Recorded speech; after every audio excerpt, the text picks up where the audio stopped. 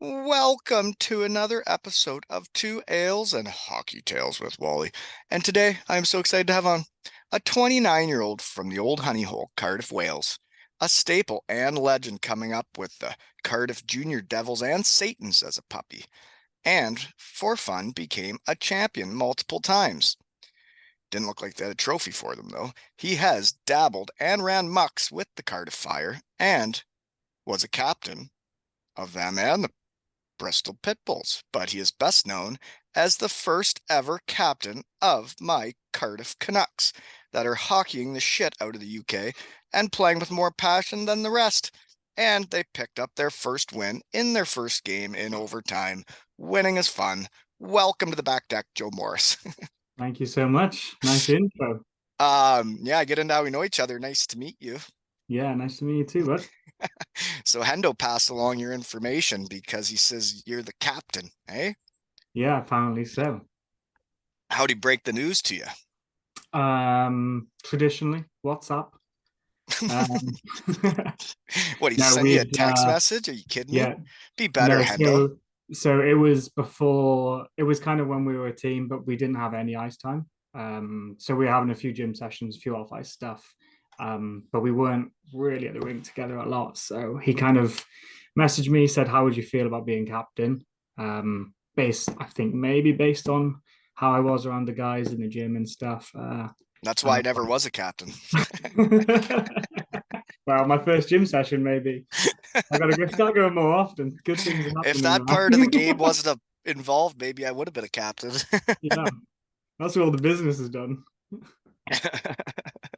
Okay, so that makes sense. And then the other fella I just had on, Victor Yeah. Langseth. Do you got a nickname for him?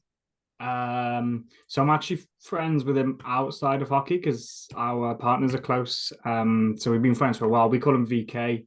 VK. Um, but I like to go with the Viking or Mm. anything Swedish related, really. He's the most Swedish looking guy you'll ever meet in your life, which makes sense because it's where he's from. But yeah, he's a good guy.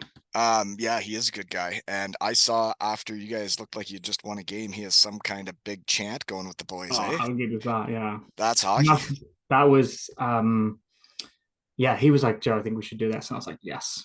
So we did it and it worked first. And it's only going to get better, right? Every time you do it, Yeah. guys know what they're doing. That was like off the cuff, like we should do this. And then we did it and it came out really well. But I And love I that. think would it Apparently, would it not have been his gal right there videoing it to get it on social media too? Because I it looked fantastic, the video of him yeah, doing that chant. Can you so do you know it? Could you explain it to the shed listeners? I can't explain it. It's he said, let's do this. They do this in Sweden. And I was like, yes. And I've probably watched the video of us doing it 10 times already, and I still have no idea what it means, what it is, but I love it. There's a lot of I thought it energy. was as hockey as it got, and you could see the passion in everybody's faces after a big W. Oh yeah, that was Winning yeah, is fun. and it was a big W. Yeah, that's as fun as it gets. I think that was there were so many players there. It was their first game playing Yeah. senior hockey. I think we had like 12 guys having their debut game.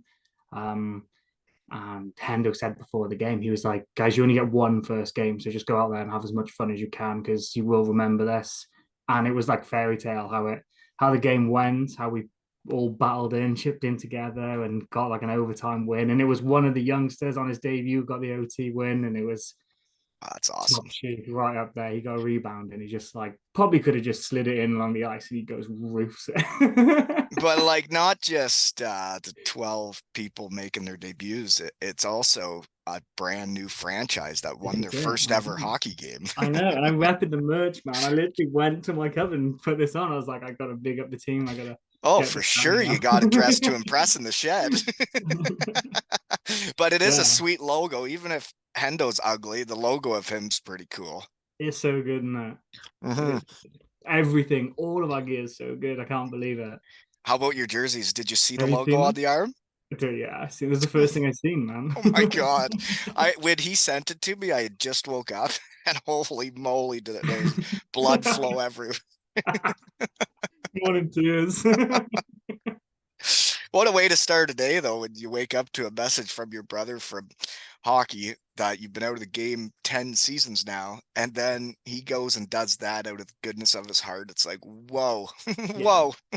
it's cool as well, and it's nice to have like hockey themed sponsors on your jersey. You know what I mean? Rather than just every That's every a other sponsor that sponsor means is these something, random right? companies. Yeah, like the company I work for sponsor a lot of sports teams and stuff, but to have like something hockey related on there is pretty cool. Oh man, it warms my heart every time. And if you guys know how to get me on your team, you sure did it. We'll chisel you one game this season, should we? We'll fly you over. Oh God, I don't know if I can play a hockey match. So that first game though was a tight one. It goes to OT. So how did it get to OT? Where did you guys have the Well, lead or did they? we led pretty much. I think we scored early in the second to make it 1-0, and then it stayed one. It stayed that score for the entire game, and then Bristol scored with like 1 minute 50 to 2 minutes to go or something like that. So at Mm, this point, I'm thinking, please don't break our hearts. I'm looking right, down all these kids with their puppy dog faces. I'm like, don't break these guys' hearts. right. And then we go to OT, and I feel like Hendo did pretty well at like calming everyone, being like, "This is what we're gonna do." These are kind of like, I feel like his experience really showed there.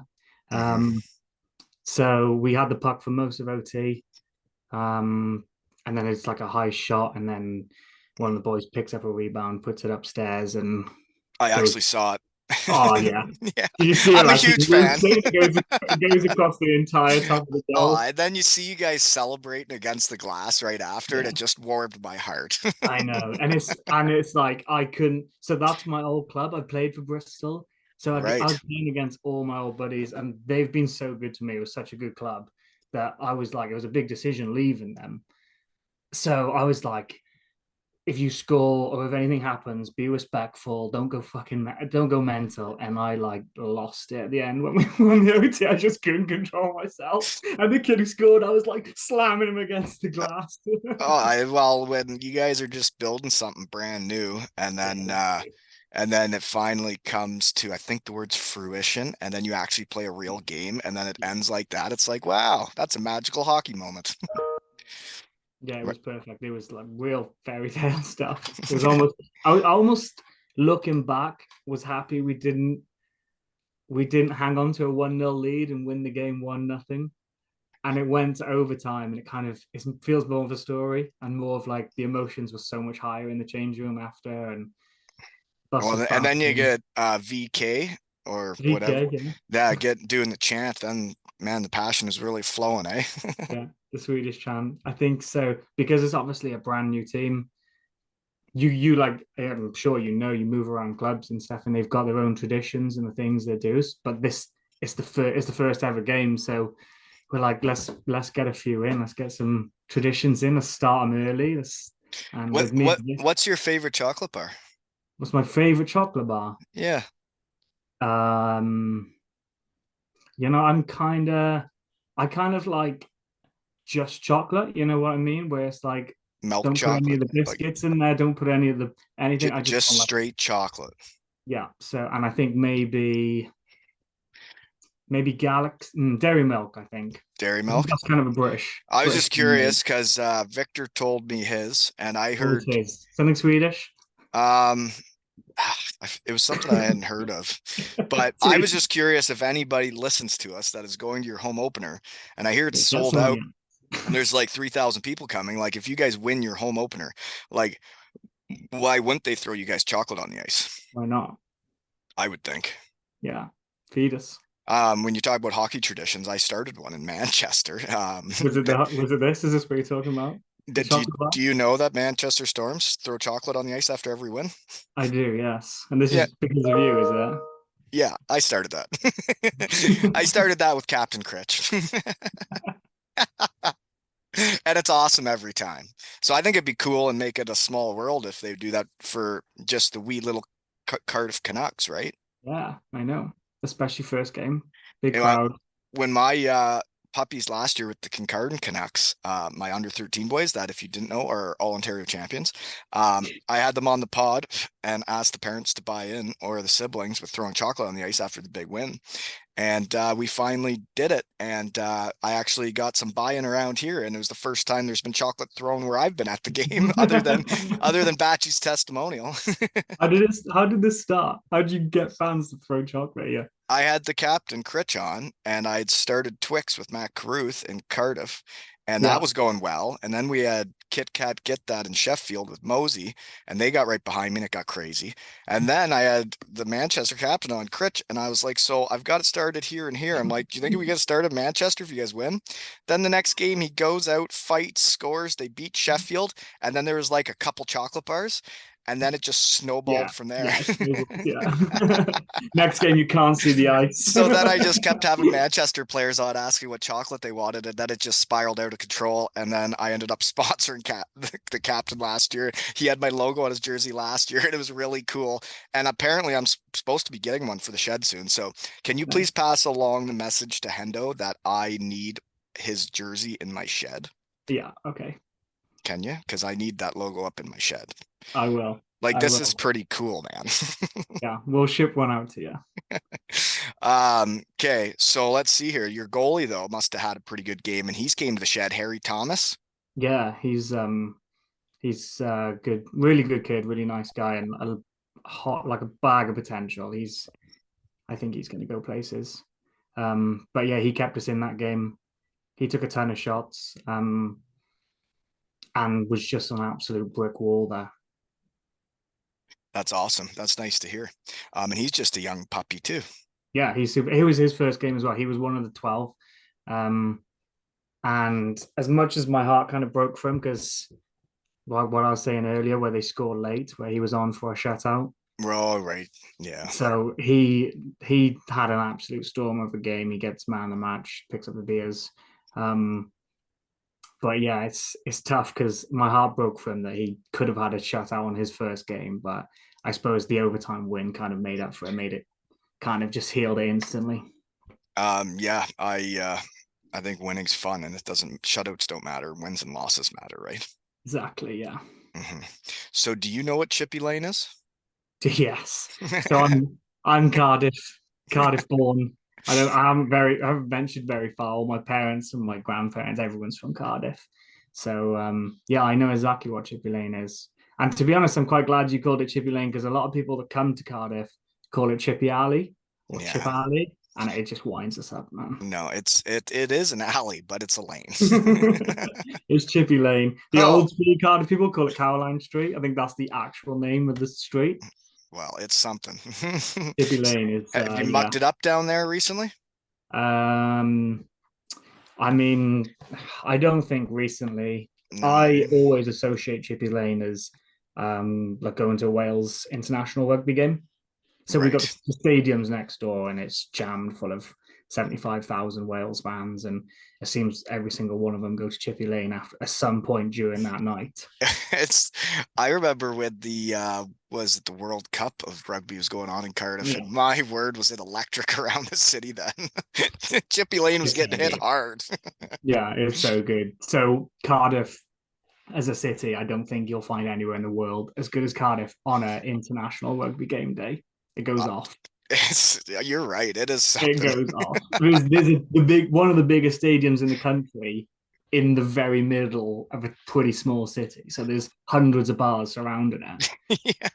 So everyone spills out from the game and everyone's excited and it's And just just goes and has fun. yeah, goes and have fun and the fun always ends on Chippy Lane.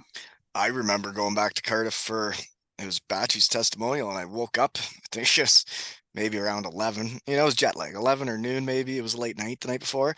And I looked out at the city after just waking up, and it was electric again. There was people out everywhere. And I We was go like, again. oh Are my they still out gosh, or are they're they they're going they're again? still going. The city's still going. Yeah, it's a good city. It sure It's, is. and on Chippy Lane, there's kind of like a debate that's been going around for forever. So there's two main chip shops. There's loads down there, but the two big ones, there's Tony's and Dorothy's. Yeah. Oh, I know. So do you know which side are you of this? Where I'll did you muck it end up anywhere, buddy. up? Sometimes if there's a big line, I'll go somewhere else just to Oh, you're test fickle. myself. But do you know that your head coach, last time I was at Chippy Lane, he dropped his food on the ground and picked it up with his hand and put it back in the container and ate it? I mean, I would be disgusted if I hadn't done the exact same thing. Is that right? I've been That's there, why yeah. you're the captain with him. You guys will do whatever it takes, eh? I've definitely been there on that same road. And so many other people to see the food go because everyone's blasted. And then they're Oh, just like, oh, I'm not getting back in the queue. This is coming with me. it is. It's an interesting place in the world, though. When you get there on a busy Saturday night, or I guess Sunday morning, like it can be quite the view of people. Oh yeah. It's like a Star Wars bar down there. People puking and shit. So another way we get into how we know each other is when I first reached out when Hendo sent me your number, Yeah, is you said you used to watch my fat ass play in the big blue tent. I did. Guilty. Cheapers. That's a Yeah, long time ago now. that is a long time ago. But that was maybe when I was, what year would that have been? I think I would have been just 14, coming out of 15. junior hockey and going into senior hockey. So kind of where you were playing was kind of the goal at the time. Right. And then you know what happens. I do. University life, beer. You do your And my best to in my get to hockey where you career want. You, plummeted. you do your best to get to where you wanted to get to, and sometimes it works out, and sometimes it doesn't, right? Yeah. So we used to, I think when we were playing junior hockey, we used to get free tickets to come watch the Devils, or like really discounted. And it was Right. awesome because like our entire team would go. When that's fun, right? It is fun. And we had my junior hockey was my favorite hockey I've ever played. And you guys And were good and won some stuff, eh? yeah, we were good. We had kind of in British hockey, they find a lot of players kind of jump around teams, but in Cardiff, we're so out of the way that the next team is a few hours away, so no one's leaving. So we have the same core team from maybe when we were 10 to when we were 18. And that's Um, fun when you play with the same guys coming it up. is same guys, so we all loved each other. I'm still good friends with pretty much everyone I played with in juniors 10 years later. And Uh, winning helps with that. yeah, we had a good coach as well. We had you've worked with Jamie Elson before, haven't you? I was going to bring him up because I saw him in one of your poster pics in the championship photo where there's no Yeah, trophies. there we are. So we had a really good coach. I don't think many teams were getting actual coaching that year. So whilst we probably weren't the most skillful team, we were the hardest working and the most well drilled. And Jamie was putting in systems that kind of other teams didn't have a clue how to react to. And we just bowled teams over. We're just going through them. Yeah, he helped out Lordo on the bench the year I got hurt with the Devils. So Yeah. I really only played for him for a couple months, and then I helped them out on the coaching side for the rest of the year and the pregame speeches. Yeah. I have heard about these pre-game Have speeches. you? Oh, Yeah. geez. Well, yeah, they happened.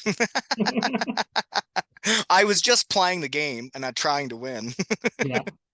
and I wasn't allowed to actually play hockey, so I had to do something. Gotta get the boys going. Do you know what else is a small world? One of your teammates was also my teammate, Who's this? Booger, Calum Booglass. Oh, nice. I always called him Booger. Yeah, Callum. He's one of the ones that, like I said, me and Callum. I think Callum was my first ever D partner when maybe I was about 8 or 9 years old. I Yeah, remember playing with him in Bracknell. A rink that's not there anymore, but yeah, really good guy. he was a really Good good player guy, as and well. he was the little puppy that was he was like our practice player. I don't know if he dressed in many games for us, but he was around the team all year. Yeah. I hope he liked my nickname. I don't know. I think I'm funny when I give nicknames. I don't know if he ever liked the nickname Booger. We'll ask him. So one of your poster picks though is the player of the game for the Canucks, the cowboy hat. That's pretty sweet, eh? That's good, isn't it? It is good. So did you So give that this is out after the big win? yeah, this is something that I was kind of spent a bit of time thinking about what needs to be. So my previous team in Bristol, we had like a professional standard WWE belt, and it Yeah, was pretty legit. And it had the team name engraved into it. And then on team, obviously most teams have this sort of thing. So I thought, what could we get? So I was thinking maybe something Canadian because of our team name, Cardiff Canucks. So I was thinking about maybe I should get like a beaver tail or something like that. Or I thought, and then I figured, let's go full Calgary Stampede and get a cowboy hat. right. And it's a sweet hat. Got got the logo printed straight on the front. And then we got a little Canada flag on this side and a little Wales flag on this side. Hendo had sent me the picture of it, and I said, "So is it whoever rode the hardest, the cowboy that rode the hardest?" Yeah, it's pretty much is exactly that. So it's not oh I love it though. I love yeah. it. No, Uh, it's good. It's every team needs that thing. I've had a sombrero hat for my under nine gals. nice. Last year we had a money symbol chain for the boys. Yeah. Um, so yeah, we've come up with something this year too. Yeah. So Nice. my Get your my point. hockey team, my under 13 boys, I am leaving tonight after work to go to our first hotel tournament of the year. Oh, And nice. you talk about your minor hockey days being your favorite. It's like these tournaments with these kids, I think this is as fun as life gets for these That boys. is, yeah. They're core memories, aren't they? Going And I away with and your I'm kid, right there with kid. them belly Yeah. flopping away. Belly flopping in the pool, These parents leading have the no way. idea what's coming. They have no idea I'm 12 years old still. The biggest kid. So I told the boys that's like a round robin format and only the top two teams make the finals. So we basically Okay. have to win our four games. So I told the boys that when we get there Friday, we got two games. I said if they win both games, then they can give me a haircut at the hotel after. The buzz. So I got the razor packed and then they could do what they want with me. Oh, you're brave. I hope they care about me. I don't think they do yet. It'd be funny if they give you a really nice sharp haircut. Wouldn't that be something? And you're like, I, wow, this is incredible. You're gonna guys gonna have to do this every week for me. yeah, I don't think they're going to though. But I don't know. I think I so apparently after I told them that, I told them at the last practice. And apparently a couple of the kids I heard from the parents, like that was the first thing they mentioned is like we get to cut our coach's hair if we win two games on Friday. That's how you And I, drive real you know, motivation. now they're all jacked up. Yeah. And You my guys hair will my never beat hair can this my fight. hair can be that for you. It'll grow back hopefully. No. How far away is the tournament you guys are going to? Nearly 3 hours. Okay. But I'm looking forward to it. We're playing teams we don't normally play, and I plan on Yeah, that's smashing good. all of them. Yeah, nice. Yeah, we got a squad again. So how did you get into hockey? My parents were fans of the Cardiff Devils when they first came to town in the 80s and set up. So they were fans pretty young. And then I've got an older brother. He's actually in one of the slides I sent over. There's a photo of me and my brother playing together. With the So, fire? yes. So my brother, he's 3 years older than me. He always played young and kind of, I think when you're a kid, you just want to do whatever older brother's doing, don't you? Mm-hmm. So I think I just followed him in that way. We used to just play on the street every day and kind of converted the entire street Into into hockey.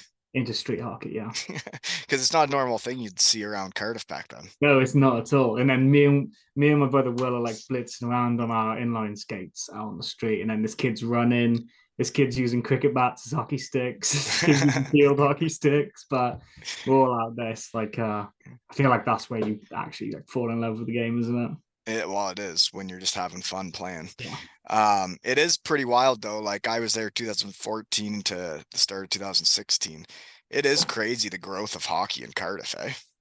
Yeah, it is really good. And I was talking to can't think who I was talking to the other day, but about how good it is to be kind of a young hockey player in Cardiff at the moment with the Canucks. What an opportunity that is if you're a young hockey player and all the hockey schools we got and the skating camps and clinics and stuff. Is I think if you're serious about it and you're willing to put in the work, there's probably not many better places to be in the UK than Cardiff at the moment.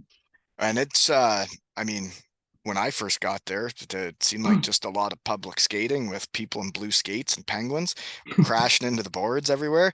And now you see, I went back for the testimonials and you see all these different teams practicing and the ice getting used all the time.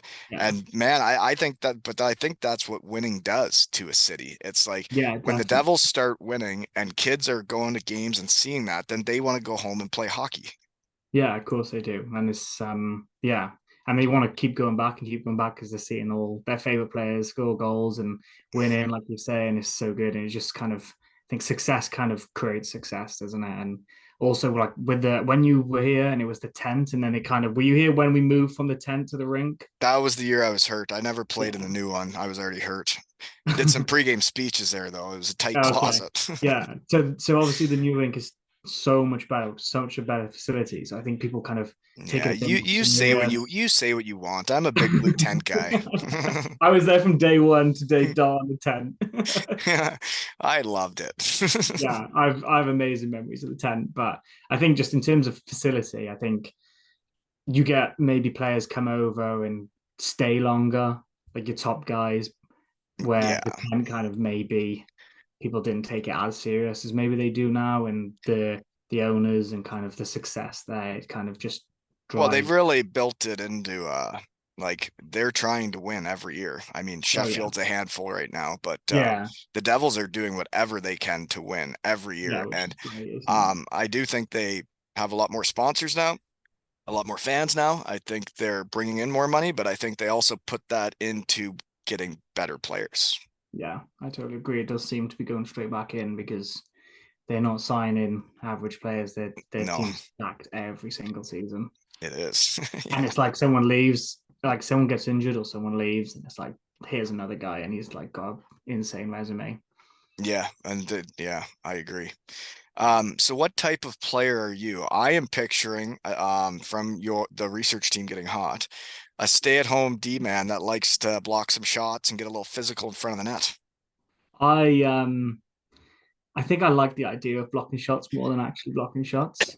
Oh, I'm I completely understand. I was uh, just out of the way a few times. my style of play. I'd say I probably am the most under called penalty taker in the league.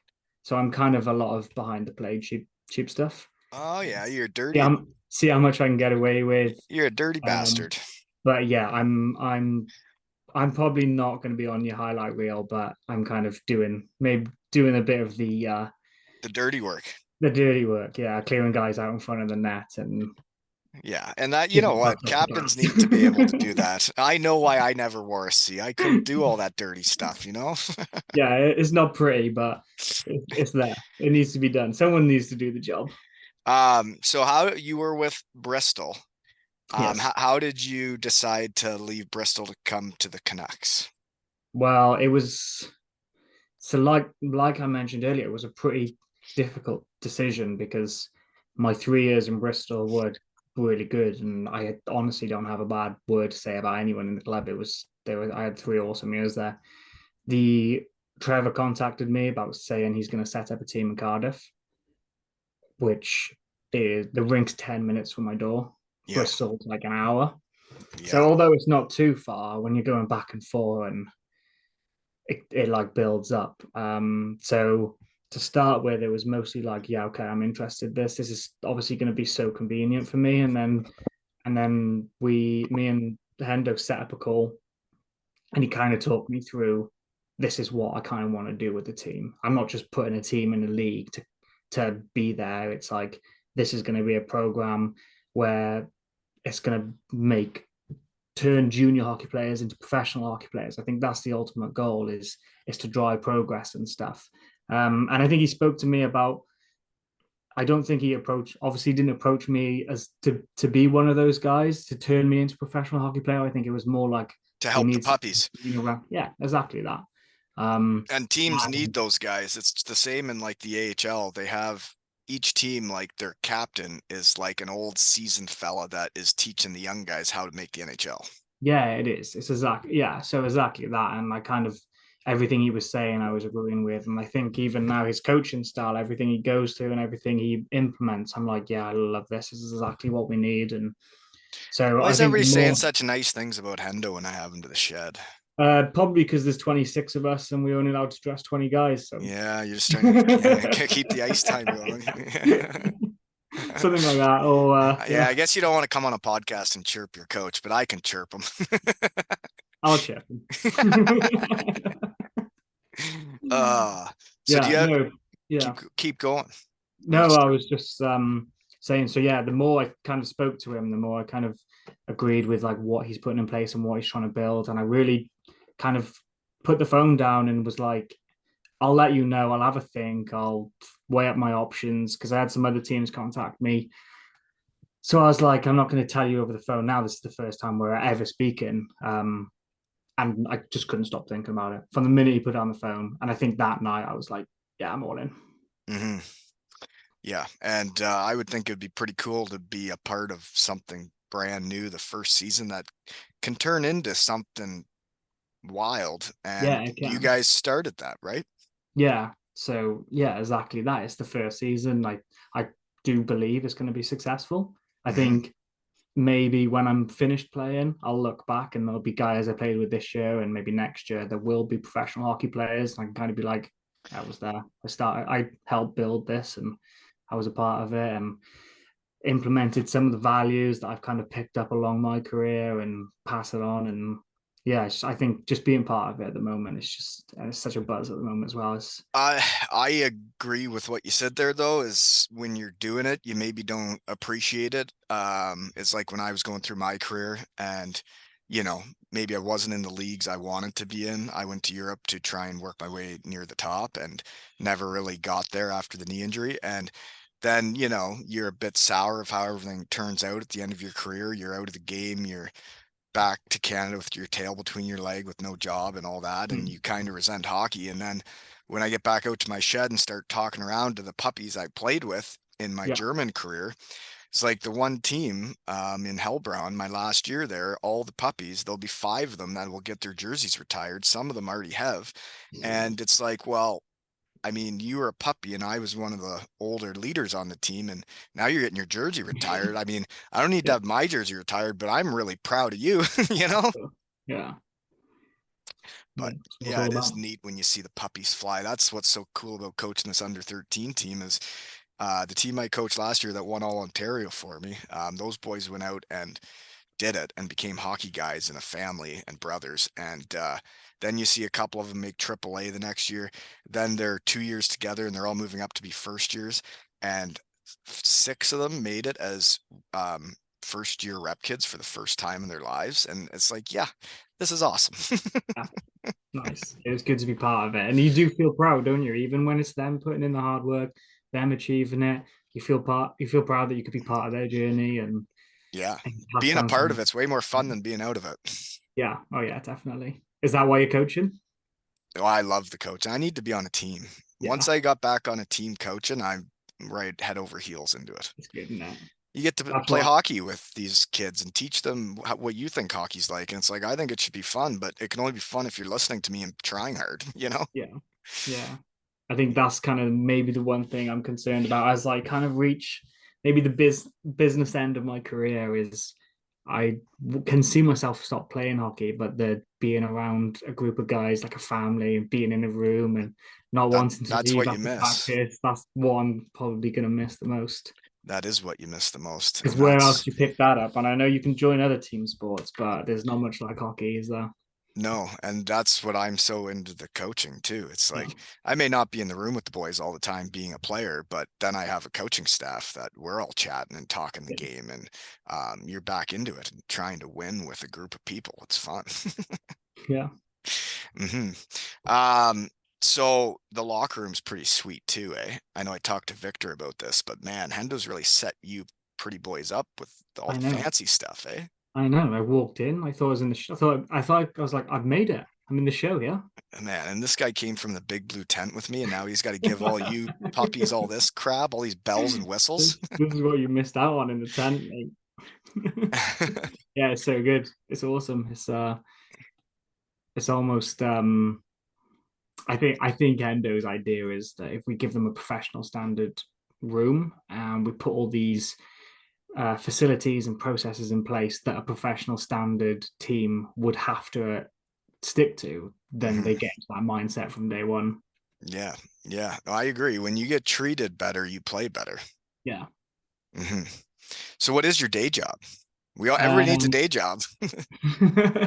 yeah, reality is I actually work for a company called Dragon Science, who are a big sponsor of the Devils.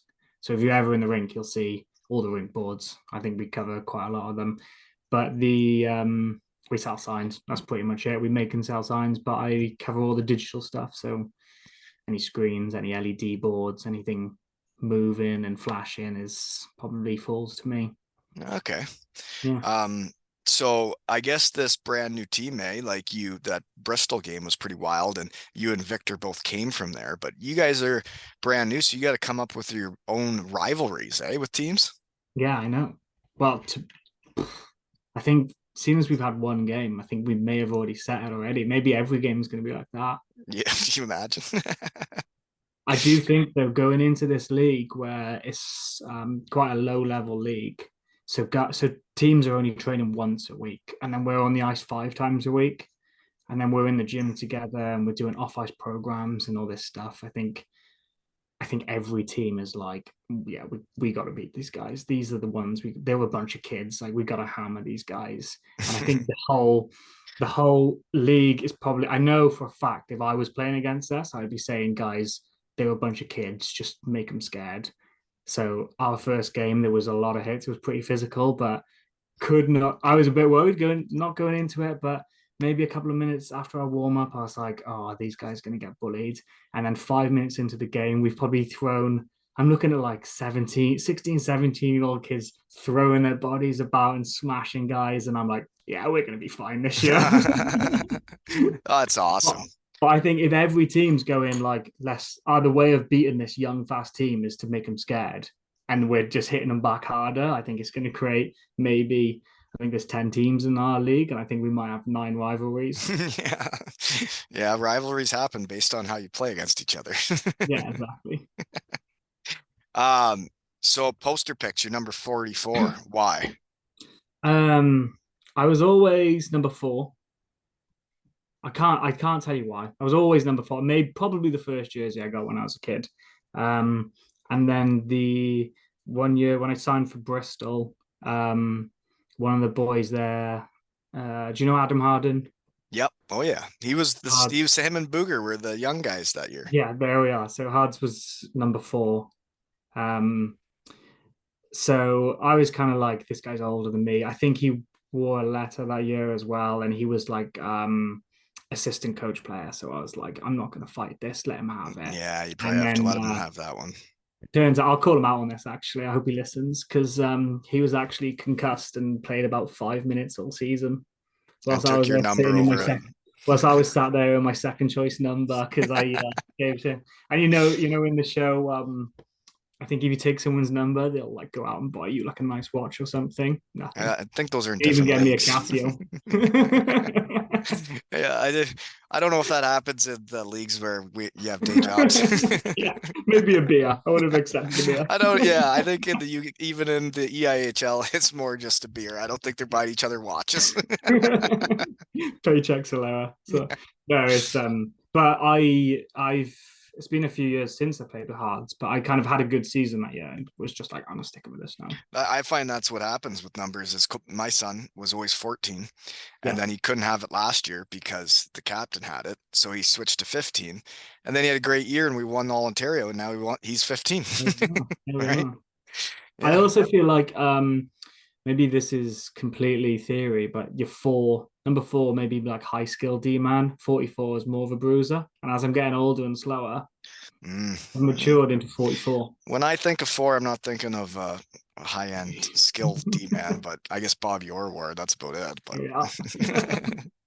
But so the other poster pick, you're in yellow jerseys. I think it's Bristol. That's Bristol barn? It looks like a pretty nice barn. Yeah, it is. This is where we played on the weekend. That was my first year. And I chose that photo because it's one of my favorite games of hockey I've ever played. So the yellow and blue strips were like Ukraine jerseys. It was like as the whole Ukraine Russia thing was kicking off, and everyone around the league was doing Ukraine jerseys, and it kind of sticks in my mind so well because we were in those jerseys. But I think we were 6-1 down, and we ended up winning 8-7. Really? Yeah, and it was packed barn, complete sellout, and it was just pumping, and we Oh, like when you come back from 6-1, that's a game. yeah, it was a good game, and we had such a good. That was the first season I played in Bristol, and that was again Jamie Elson was the coach there. He asked me to come over. He got appointed there, and then asked me to come over. I got to get And Jemay in the shed. We've get talked him, about it. yeah, He thinks he's so busy. yeah. He wants to come, but we just haven't figured out a time. Yeah, get him on. It's only an hour. He can spare an hour, I'm sure. You would think so, right? Yeah, but that game was one of those ones where the fans don't leave for hours after the game. Because they just want to keep talking about what just happened. Yeah, one of the good ones. Yeah. So with your junior Devils, when you guys were in championship photos, it looks like you're all holding up number one. I Yeah. don't see a trophy. I think there's probably a funny story behind this. Is I think the ones where we're all holding up number one and we don't have a trophy. I think there is a trophy in there, but it's so small you can't see it. Oh my word. And we went over to France. So we that year that was under 18s when we'd won the league, which is a pretty big deal in the UK because playoffs we don't do 7-game series. We maybe do 4 games. So we won the league. We won our 4-game playoffs. We won a tournament that they do in Sheffield every year, and then we went over to France to do a tournament in France as well. And the night we arrived, we played the hosts, and they were supposed to be like this unbeatable French team, and we smashed them. And we just got off like a 25 hour bus trip, and That's fun. we were just so excited to be on tour and to be out there, and we smashed the host the first night, and from that moment they hated us for the rest of the tournament. Yeah, I'm And sure. we weren't doing anything wrong. We were just good, like we were just a pretty good team. Yeah. So we ended up winning the tournament, and we played the same team again in the final. And they brought in all like these guys from all over France and all these ringers and stuff, and we beat them again. So we won the tournament. And then at the end of the tournament, they're doing the presentation, right? So they announced like these guys won fourth, and they get like this trophy. And then these guys were third, and the trophies are getting bigger and bigger. And then second place is like they're getting like this massive trophy becoming second. So we're like, boys, we're going to be lifting like what's the equivalent of the Stanley Cup size here. And then they go, and first place Cardiff, and they give us like this little plaque thing. Oh my gosh. And I think it's just because they hated us. It could be. Because that was supposed to be their trophy. Yeah, I think that's what it is. I think maybe it already had their names engraved into it, and it was easier to change first to second than the whole team name. Well, my team last year, we won, I guess, 3 trophies. But the first one we won was a tournament. We moved up to play in the higher division, and then we beat everybody. And these kids played like champions. And then they only gave them medals, and they didn't give us a team trophy. It's like, You've got to have a team trophy, isn't it? I know how much we paid to be in this tournament, and I know how easy it is to build a trophy. Because my real world job had a golf tournament after work I saw yesterday. this. Was this morning? Yeah, last night Last night. so when I was at work, I just used everybody to win. I got the shop guys to wrap the pipe for me. Then I got a welder to weld a bar on, and then we banded the golfer guy on from an old family trophy. And then we had a legit trophy for the tournament. And trophies are fun. And you're telling me our team can pay that much to go in a minor hockey tournament and you can't get us a trophy? That's embarrassing. Yeah. Trophies make everything more fun. Trophies, but I like the story of us not having a trophy. Yeah, that is funny. And I think on Pissed off the wrong people. our 25-hour bus trip home, we like slammed it on the front of the bus facing out as we drove out of there. Yeah, that's what you do. Do you have any questions for me? See, it's a tough question for everybody. No, I do. I think playing in the UK, I think when you obviously came over as an import in the tent, which we already have discussed, maybe not the best facility in the world, but I think people are quite pleasantly surprised when they come over and they play in the likes of like Cardiff's Newink or Sheffield or Nottingham or Belfast. But that's kind of like the tip of the iceberg, and British ice hockey is actually jam packed full of maybe the worst rinks you've ever seen in your life. I So don't know is why the you're saying that. I like the old barns. I don't like all the big fancy bells and whistles. so my question is, what is the worst rink you've ever played in? The worst, Yeah. the worst, because I like the worst ones. What's the best one you've ever played in then? What's your favorite? um, Jeepers, these are tough questions. Um, Um, wow. Well, there's just certain memories of arenas that probably make some more special than others. Yeah. Um, Winning in Munich in Germany in the Olympic arena with like 5,500 fans, going crazy, and we win the championship for the first time ever, for that province or Bietigheim, and it's their first ever pro championship, and that was wild. And then actually winning in Sheffield, the Challenge Cup with Cardiff was fun, but I didn't like playing there any other time because it's too big and warm. um, I hate Belfast, but like I like playing against Belfast, but their ice surface is way too big and I wasn't getting around anymore. So I really didn't enjoy those games, but I like playing against them. I just Yeah. would rather play against them in the big blue tent. Yeah. The little blue tent. But That ice hockey small, isn't it? Germany had the coolest barns, like realistically. They had like old barns that like had everyone had their own character. There were open walls, there was different stuff, man. Like you could see the forest out behind the net and there's people topless banging on drums and it's like what the you can see snow and it's I like thought you were what's just going to happening? say banging then. Yeah, but for worst arena, like I don't really have a worst other than there was a time in Germany, they booked an exhibition game at some arena like hours away, and we got there and there was no glass. The boards were like too hard and there was no glass. And our coach deemed the arena not fit to play a game in. So we literally drove hours to an arena and then decided we couldn't play there and then drove back. Yeah, I've done that a couple of times in the UK. We drove to Invicta 2 years ago for Bristol, so maybe a 4 hour bus trip. And we get there and they're like, "Oh, the ice is melted." We're like, "What do you mean the ice is melted?" They're like, "Well, look, there's no ice." And we're like, and I think one of them was like, "Yeah, it's been like this for days." And we're like, "Why didn't anyone say anything? We're just driven here our entire day. Ice is Yeah, melted." ice is melted and nobody could give us the heads up. Would you have any other questions? Because I think I'm out of notes here. No, The real world seems like it's on fire. I better get cracking here yeah, we because got I a got a lot to tournament do. to get to. Yeah, I'll let you crack on then, mate.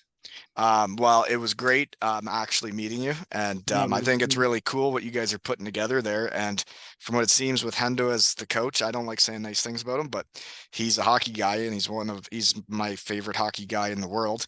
And we always hockeyed together, and I thought we hockeyed right. And now he's got the right leaders with you and Victor, and I can't wait to see what you guys can do. yeah, and we'll And get that I can't jersey wait to shipped be a out to you. part of it. I'm on your Yeah, jerseys. yeah, we'll get that shipped out to you. Please do. We will. We'll go Please in the do. shed, Oh yeah, we need a Canucks jersey in the shed big time. or we'll do a switch. We do a trade. Yeah. You Oh got yeah. jerseys, haven't you? But they got names on the back. I got to get like one made with either with Hendrix or something, right? Yeah. Okay. Yeah.